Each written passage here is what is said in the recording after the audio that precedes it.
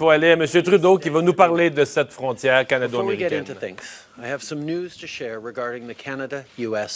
J'ai des nouvelles au sujet de la frontière Canada-États-Unis.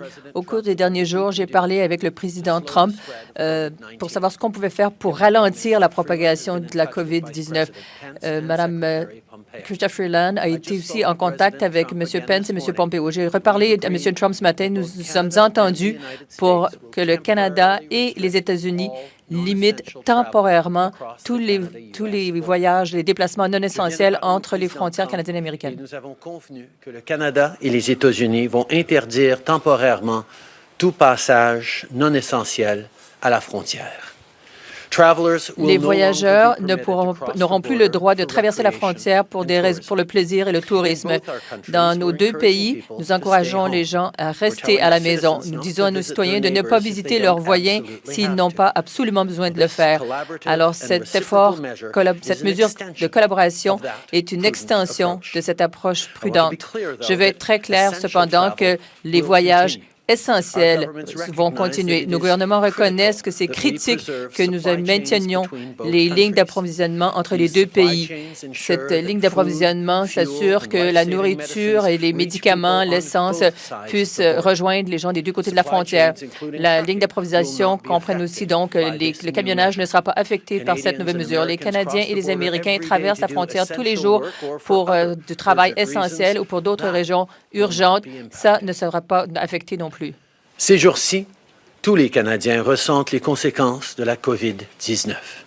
Pour assurer votre sécurité, on recommande à tout le monde de travailler de la maison, d'éviter les endroits publics, d'acheter seulement ce dont vous avez besoin à l'épicerie et surtout de faire preuve de gentillesse, d'empathie et de compassion envers ceux et celles qui vous entourent. On doit tous faire notre part pour protéger notre santé et celle de nos proches. La propagation de la COVID-19 nous force tous à changer nos façons de faire. Et pour beaucoup de gens, c'est très difficile.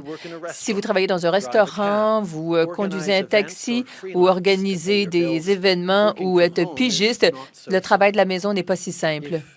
Si, comme vous travaillez aussi dans le secteur pétrolier, le tourisme, les fruits de mer, donc vous voyez effectivement l'incertitude dans l'économie mondiale donc non seulement vous vous demandez combien de temps ça va durer, mais aussi combien de temps vos économies vont durer.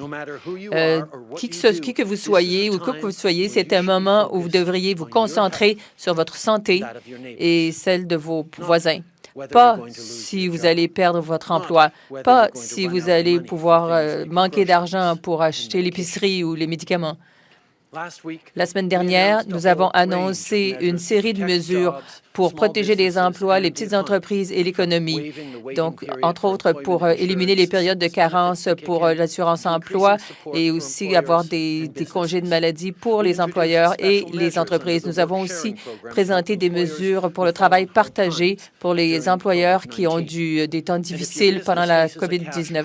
Si votre entreprise a besoin d'argent, nous allons aussi vous aider à faire le pont jusqu'à des temps meilleurs. Il y aura effectivement une ligne de crédit disponible pour protéger les emplois et les entreprises pour des millions de dollars. Ce n'est qu'une première étape. Lorsqu'on a annoncé ces mesures, on a dit qu'on allait faire plus. Et c'est ce qui m'amène ici ce matin. Dans ces temps extraordinaires, notre gouvernement prend des mesures extraordinaires.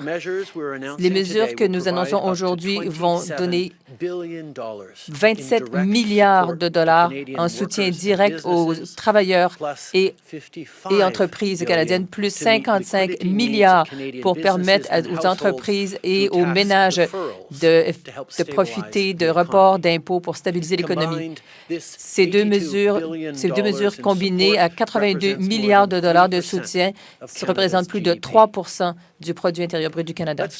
Commençons avec les gens qui ne peuvent pas se qualifier pour l'assurance-emploi et qui n'ont pas accès à des congés de maladie payés. Notre gouvernement va présenter un bénéfice d'urgence qui va donner de l'argent toutes les 2 semaines aux travailleurs qui doivent rester à la maison. Les personnes vont recevoir cet avantage pour 14 semaines pour un montant comparable à celui de l'assurance-emploi. Ça s'applique aux gens qui tombent malades, qui ont été placés en quarantaine ou qui doivent s'isoler volontairement. Ça s'applique aussi aux gens qui doivent s'occuper d'un membre de la famille affecté par la COVID-19, mais, comme je dis, qui ne peuvent pas se qualifier pour l'assurance-emploi.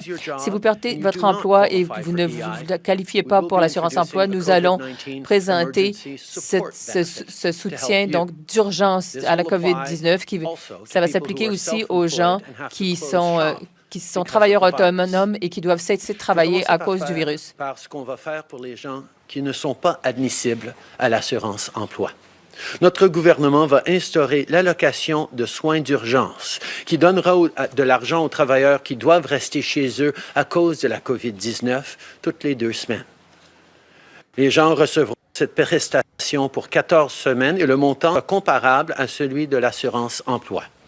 Cette mesure vise ceux qui tombent malades, ceux qui sont placés en quarantaine et ceux qui doivent s'isoler volontairement. Elle s'applique aussi aux gens qui doivent s'occuper d'un membre de leur famille ayant la COVID-19, mais, comme je l'ai dit, ne sont pas admissibles à l'assurance-emploi. Si vous perdez votre emploi et vous n'êtes pas admissible à l'assurance-emploi, on va mettre en place l'allocation de soutien d'urgence pour vous aider. Cette mesure s'appliquera aussi aux travailleurs autonomes qui doivent arrêter leurs activités à cause du virus. D'une partie de ce plan économique aussi, le gouvernement va prendre d'autres mesures pour protéger les emplois. Nous allons donner aux propriétaires de petites entreprises des subventions équivalentes à 10 des salaires payés aux employés pour une période de 3 mois. Ça va encourager les employeurs de garder des employés pendant ces temps incertains.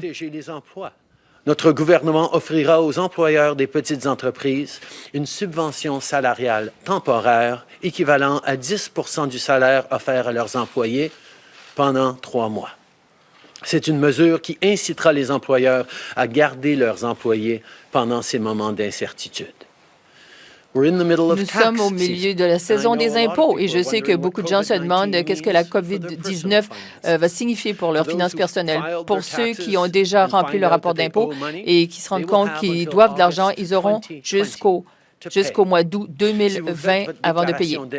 Et vous apprenez que vous devez de l'argent, vous aurez jusqu'en août 2020 pour payer. On prévoit aussi une aide plus ciblée au cours des prochains mois pour différents groupes de personnes qui sont particulièrement touchées par le virus ou qui sont dans une situation vulnérable. Ça m'amène à la prochaine mesure qu'on annonce aujourd'hui, qui est destinée aux parents. Les familles qui ont de jeunes enfants vont trouver que les prochains mois sont particulièrement difficiles avec les fermetures d'écoles et d'autres responsabilités parentales. Les parents savent déjà que l'allocation faite pour les enfants aide à élever les enfants au coût. Pour éliminer une partie de cette pression, le Canada va augmenter ces montants dans les prochains mois. Pour aider les parents à traverser cette période difficile, notre gouvernement bonifiera temporairement l'allocation canadienne pour enfants au cours des prochains mois. Avec ce plan, nous allons aussi faire davantage pour les gens à plus faible revenu. En mai, notre gouvernement va rajouter un montant du crédit du GST qui est donné à chaque quelques mois pour compenser les montants de taxes qu'ils paient à la consommation. Tous les adultes qui sont admissibles vont recevoir jusqu'à 300 $ plus 150 $ pour chaque enfant. Pour aider les gens dont le revenu est faible ou modeste, notre gouvernement augmentera le crédit pour la taxe sur les produits et services. En mai, les adultes qui sont admissibles recevront jusqu'à 300 $ et jusqu'à 150 $ par enfant. Alors que tous les Canadiens ressentent les conséquences de la COVID-19, certains groupes sont particulièrement vulnérables. Pour les gens qui doivent encore rembourser leurs prêts étudiants, y compris les jeunes qui commencent à mettre une famille, le gouvernement va donner donc un moratorium sans intérêt de 6 mois pour les prêts étudiants. Pour les gens qui vivent des situations d'itinérance, nous doublons le programme qui les rejoint, qui donne des fonds à des communautés qui permettent de répondre à leurs besoins. Pour tous les gens qui veulent aussi fuir la violence conjugale, nous allons donner plus d'argent aux refuges parce que pour les gens qui ne peuvent pas rester à la maison. Et pour soutenir aussi les besoins immédiats dans les peuples autochtones, Inuits et Métis, nous allons donner aussi un fonds de soutien particulier. Cette liste n'est pas exhaustive, mais il s'agit certaines des choses que notre gouvernement fait pour nous assurer que, où que vous viviez, ce que vous fassiez ou qui vous soyez, vous allez recevoir le soutien dont vous avez besoin en ces moments. Au Canada, la santé publique ne devrait jamais dépendre de considérations financières. Aujourd'hui, on annonce un plan pour aider les gens. On se concentre sur les besoins les plus pressants, mais comme je le dis depuis le début, notre réponse évoluera au fur et à mesure que la situation évoluera. Peu importe ce que l'avenir nous réserve, les Canadiens peuvent compter sur nous. Notre travail, c'est de vous appuyer. C'est de vous donner un coup de pouce lorsque vous en avez le plus besoin. Et c'est ce qu'on fait avec les mesures qu'on a annoncées jusqu'à date, et c'est ce qu'on va continuer à faire. Maintenant, je veux aussi regarder d'autres mesures pour les entreprises dans ce plan économique. Pour aider les entreprises dans ces moments économiques difficiles, nous allons soutenir les compagnies canadiennes qui sont affectées par la situation mondiale. Les fermiers et les producteurs de nourriture, nous allons donner donc un crédit supplémentaire. Certains secteurs de notre économie sont aussi plus vulnérables à la COVID-19. Donc, c'est pour ça que dans les prochains jours, nous allons aussi regarder d'autres mesures pour les soutenir tous, incluant d'autres outils. Donne suite aux mesures que nous avons déjà prises pour protéger les Canadiens, leur santé et notre économie. Le ministre Morneau a également obtenu auprès des banques canadiennes un engagement à apporter un soutien aux entreprises et aux gens touchés par la COVID-19. Je sais qu'il maintient un contact régulier dans ce dossier, ainsi qu'avec les dirigeants d'entreprises, les représentants syndicaux et ses homologues internationaux. Notre équipe regarde de très près les impacts économiques des décisions que nous prenons pour ralentir la propagation de ce virus. Lundi, j'ai annoncé que le Canada fermait ses frontières aériennes à ceux qui ne sont pas citoyens ou résidents, avec certaines exceptions. Nous avons aussi annoncé d'autres mesures sur les voyages, mais les restrictions de voyage ne s'appliqueront pas au commerce. Nous allons continuer à nous assurer l'approvisionnement de biens essentiels au Canada. Aujourd'hui, nous avons annoncé 27 milliards de dollars en soutien direct aux travailleurs et entreprises, plus 55 milliards pour aider aussi les Canadiens, donc entreprises et ménages, avec des reports d'impôts. Des mesures économiques vont aider notre économie à être relancée après ça. Et alors que nous prenons des mesures essentielles aujourd'hui pour aider les familles à traverser ces temps difficiles, notre gouvernement se prépare à faire davantage. Mais que nous parlions d'économie, de voyage ou de mesures sanitaires, la collaboration, la coordination demeurent essentielles.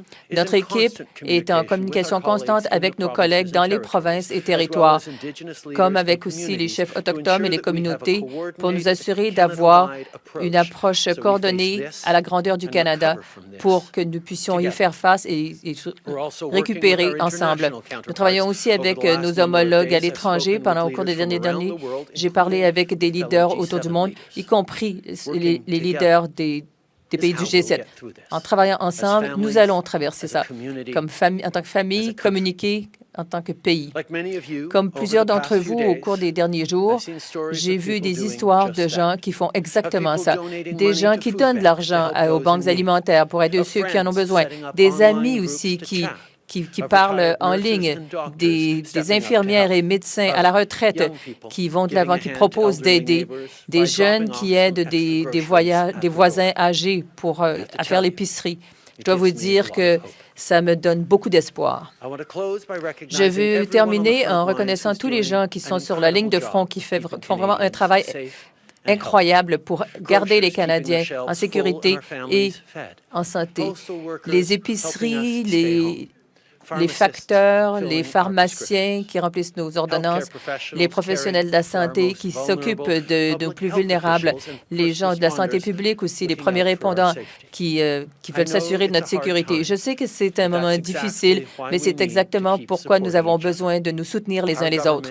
Notre gouvernement est ici pour vous et vos compatriotes sont aussi pour vous. Merci.